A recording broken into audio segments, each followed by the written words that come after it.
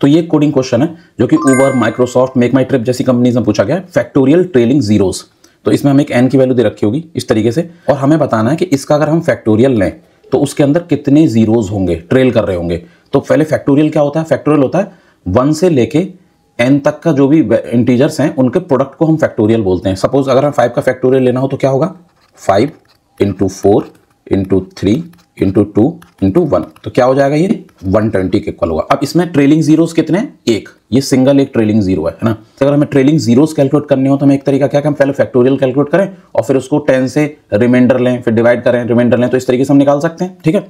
लेकिन factorial calculate करना, suppose अगर आपको 1000 का फैक्टोरियल कैलकुलेट करना है, क्योंकि 1000 के फैक्टोरियल में मोर देन 2500 डिजिट्स होती हैं, तो उसको कैलकुलेट करना किसी डायरेक्टली किसी प्रिमिटिव डेटा टाइप के अंदर नहीं आएगा। तो हमें उसकी एक अलग एल्गोरिथम होती है जिसमें हम अरे के अंदर उसके उस इंटीजर के डिजिट्स स्टोर करते हुए हम उसे कैलकुलेट करते हैं। बेसिकली हमें वो एक्चुअली इसमें यूज ही नहीं करना, हम बिना फैक्टोरियल कैलकुलेट करे ही इसके ट्रेलिंग जीरोस कैलकुलेट करेंगे। अब वो कैसे करेंगे?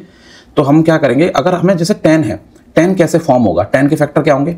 5 × 2 एंड 10 और 1 ऑल्सो, है ना। बट 5 × 2 से हमें फॉर्म होगा 10। अब हम अगर 5 कैलकुलेट कर लें इसके अंदर, यानी कि जो प्रोडक्ट है उसके अंदर नंबर ऑफ 5 कैलकुलेट कर लें तो हमें पता पड़ जाएगा कितने जीरोस हैं, क्योंकि उतने ही 10 फॉर्म्स होंगे।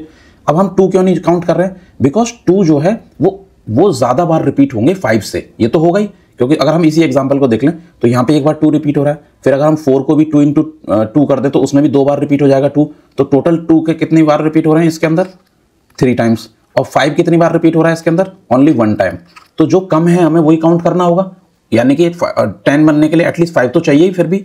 तो हम अगर 5 कैलकुलेट कर लें तो उससे हमें पता पड़ जाएगा कितने जीरोज हैं।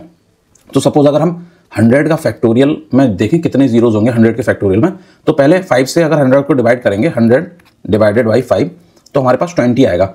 अब हमें 5 से तब तक डिवाइड करना है तब तक जब तक कि वैल्यू 5 से नीचे ना आ जाए, है ना। तो अगर हम फिर इसको फर्दर 5 से डिवाइड करेंगे तो वैल्यू आएगी 4। अब हम 4 जो है 5 से कम है तो हम यहाँ पर रोक देंगे इटरेशन को। तो हमारे पास पहला डिवीजन के बाद क्या आई थी वैल्यू? 20। सेकंड डिवीजन के बाद क्या आई थी? 4। तो हमारा रिजल्ट क्या होगा? इन दोनों का सम, यानी 20 + 4 24। तो ये हमारा फैक्टोरियल 100 का आउटपुट होगा 24। इसकी जो टाइम कॉम्प्लेक्सिटी होगी ना वो होगी log n, लेकिन 5 बेस पे, ठीक है, order of log n but लेकिन 5 बेस पे। तो इसके कोड के लिए please comment code. Thank you.